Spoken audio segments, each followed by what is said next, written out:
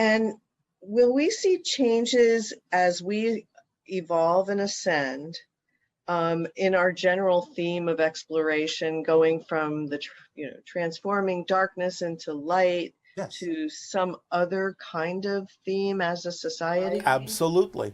Again, whatever you're the vibration of determines what you experience. And the simplest way to express that is what we have said before, is that even when you let go finally of all fear-based beliefs, you can still continue to evolve and refine yourself by now determining that you can let go of things that are simply not relevant for you, even if they're not fear-based beliefs. Okay. That's one example of that idea.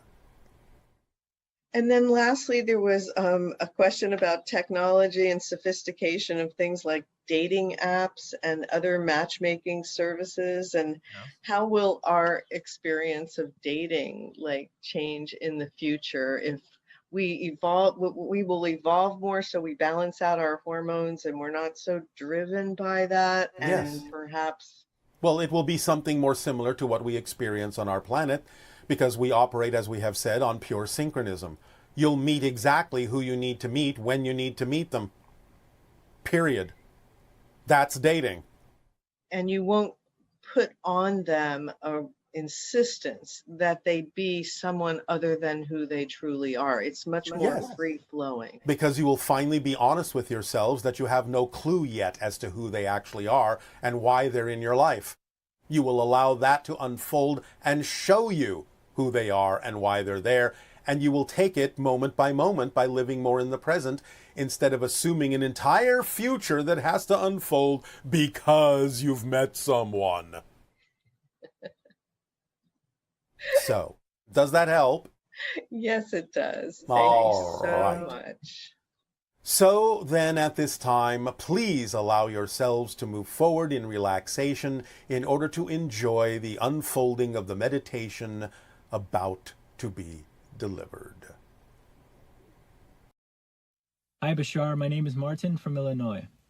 I recently received a clairvoyant reading, and I was told that there are negative beings that intend to influence me, perhaps through the phenomenon called gang stalking or targeted harassment.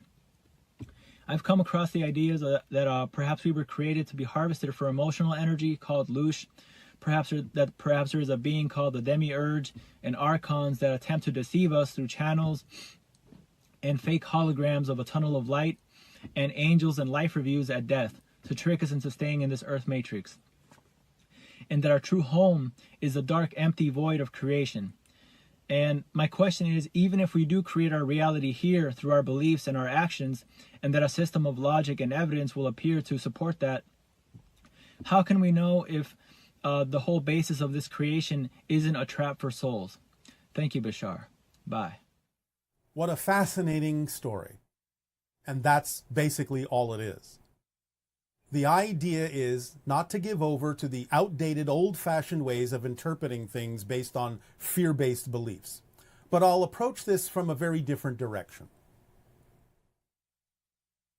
I'll give you some quote-unquote practical information about this, and I'll give you a philosophical approach to this idea of there possibly being this soul trap, as it's been called or referred to. First, the practical idea. If you will examine many of the reports of what are called near-death experiences or transmissions from spirits that have gone beyond physical reality, you will hear absolutely none of this from any of them. So that can be a demonstration that those that have already gone through the experience of physical death in some way, shape, or form and have either returned or communicated about it from the spirit world never mention such a story or such an experience as ever having happened. So that's one side of it that you can explore through your own research into those reports. But here's the philosophical idea and approach. What is the definition of a trap? A trap is something that only works when you don't know it's there. That's how you fall into it. So the idea that such a story exists and that you can actually be aware that there might be such a thing as a soul trap should demonstrate that there's no such thing, because if there really were, you wouldn't know about it. You would just experience being trapped, and that would be the end of it. So the idea is to logic yourself through this by understanding that if you know about a trap, what can you do? You can avoid it. Even if it does exist, you can avoid it by having knowledge of it beforehand. So change your vibration, and you will no longer be equal to the idea that there is a trap. But here's the irony. The trap, if there is one, is the story itself that gets people to believe that there's a trap. That's the trap, believing that there is one. Because then you don't see it coming, in a sense. You don't realize that the story itself you're being told, the story you're being told to buy into, is the trap. So, don't fall for the trap. Now that you know how traps work, don't fall for it.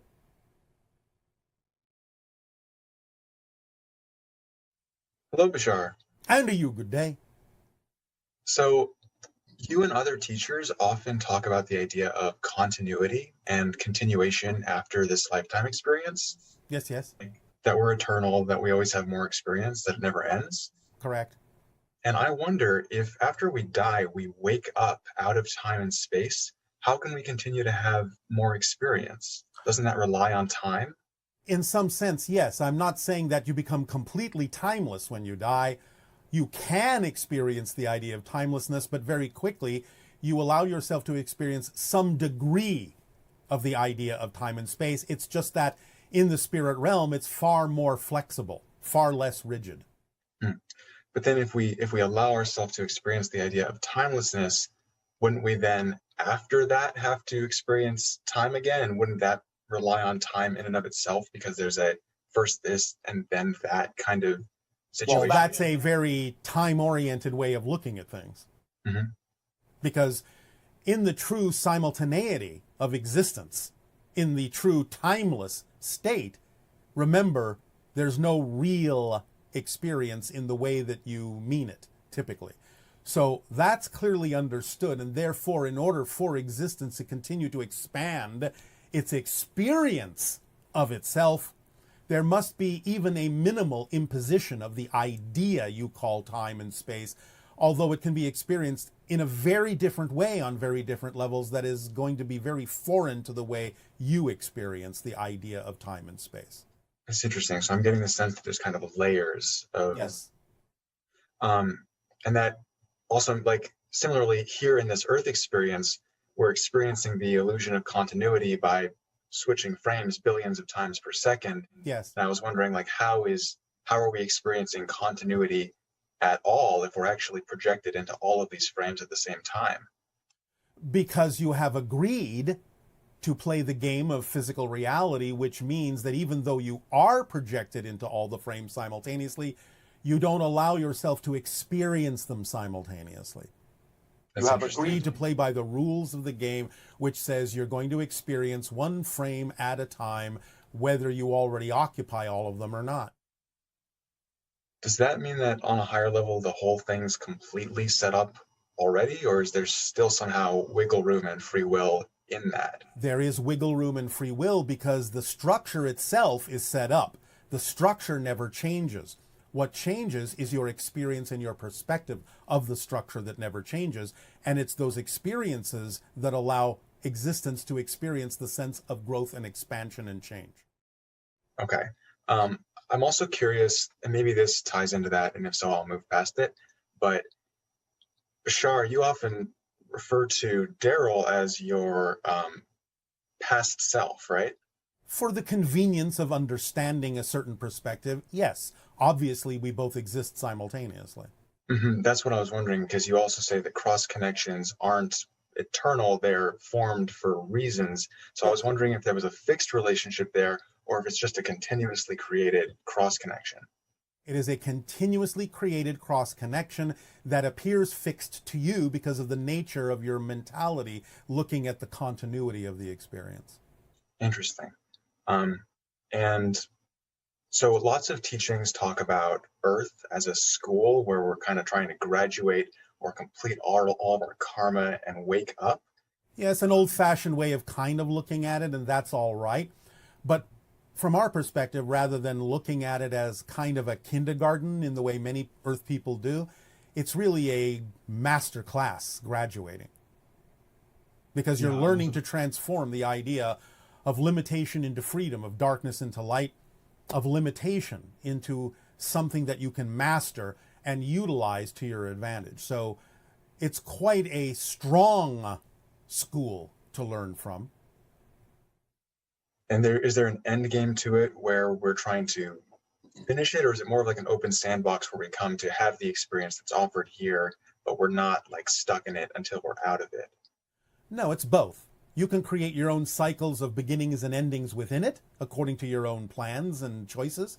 And it is also something that is open-ended, because eventually, when you have decided that you've learned everything you need to learn from this particular game, you'll move on, but someone else will decide that maybe they need to play this game for a while, and so they'll then enter the sandbox, even though you have determined that there is a beginning and an ending to the cycles of your experience of the sandbox. So these cross connections that we form with other lifetimes that aren't ours, but we form connections with them for various reasons, is there an energetic bleed over, or do they affect each other back and forth in some way where like the energy from one comes into mine and I process it while they're processing some energy from my lifetime over there? Yes, absolutely. It's an absolute multi-directional interconnected web. Oh, cool. Um, you run through my questions so fast. It's great. Oh, Last I one. apologize. It's okay. Oh, all right. One more. Do you know what we're going to ask before we ask it? No. Sometimes. If it's relevant for me to do so, yes. If it's not, then no. Sometimes it is important for you to open the door so that we understand what it is that's important for you for us to focus on. Okay, well, I guess I'll let go for now. Thank you so much for your interaction. Again, it is our passion and our pleasure. Thank you.